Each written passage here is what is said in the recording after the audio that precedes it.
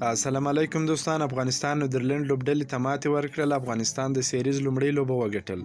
ټول افغانانو ته مبارکي وایم. د افغانستان لپاره کپتان حشمت شایدي او رحمت شاه زرمتي چې مرستیال کپتان دی 140 منډې جوړې کړې. په لوبډله کې د یو بل جونین تیز بالر اړتیا محسوسېدله. څلور ارلونډران په لوبډله کې بیخي زیات دي. باید بلې لوبې کې یو بل تیز بالر هم اضافه سي. افغانستان باید لږ تر لږه د دوه بالرانو یوه دایمي جوړه پیدا کړي. خوند نه کوي چې ټوله تکیه په ورو توپ اچوونکو وي. د افغانستان په بیټینګ کې ډېرې زیاتې ستونزې شته. که هغه زموږ ملي ټیم دی که 19 کلن ټیم دی سم بیټینګ نشي کولی، لوړ هدف نشي ټاکلی.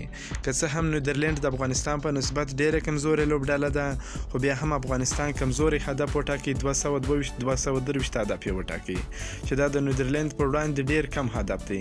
که تاسو نور ټیمان وګورئ، غټ ټیمان لکه استرالیا او انګلند او نیوزیلند یا انډیا، پاکستان، هغه په 500 ورځې لوبه کې که 19 کلنې که ملي ټیم 300 280 300 360 دغه د دوی په 500 ورځو کې غټ هدفونه دي.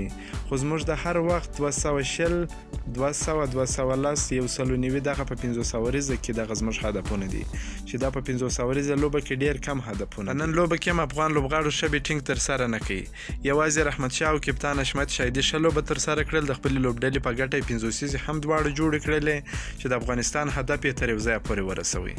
افغانستان لومړی بیټینګ ترسره کړ. په ټاکل شوو 500 اورونو کې د اتو لوبغاړو په سوځېدو سره 222 منډې جوړې کړې. رحمان الله ګربز په 8 بالونو باندې 14 منډې جوړې کړې. 2 څلوریزې یې ووهلې چې د لوبې په دریم هاور کې هاوټ سو. د یو لوبغاړي دپاره په 500 ورځې لوبه کې دومره تیزه لوبه کول نه دي پکار. دا 500 اوره لوبې دي او ډېر اورونه پاته دي. ته یې وار ځان سیټ که بیا ډېره تیزه لوبه کولی سي. ورسره عثمان غني د رحمت شاه سره یې ښه پارټنرشپ ترسره کوي. ویکټه یې وساتله. په 50 بالونو باندې 24 منډې جوړې کړلې. رحمت شاه په 102 بالونو باندې 80 منډې جوړې کړې. 3 څلوریزې او 2 شپږیزې په خپل بیټینګ شامل وي. حشمت شایدي په 4 بالونو باندې 83 منډې جوړې کړې. 4 څلوریزې او 2 شپږیزې په خپل بیټینګ شامل وي. نجیب الله زدران په 19 بالونو باندې 9 منډې جوړې کړې. شاهد الله کمال په 3 بال باندې 1 منډه جوړه کړه. ګلبادین نایب په 19 بالونو باندې 14 منډې جوړې کړې. راشد خان په 6 بالونو باندې 15 منډې جوړې کړلې. شرف الدین اشرف په 0 و. افغانستان 223 منډې هدف ورته وټاکه. د نیدرلند لوبډلې بالرانو هم د افغانستان پر وړاندې ډېر ښه بالینګ ترسره کوي. د دوی فاسټ بالینګ سلو بالینګ دواړو ښه بالینګ ترسره کوي.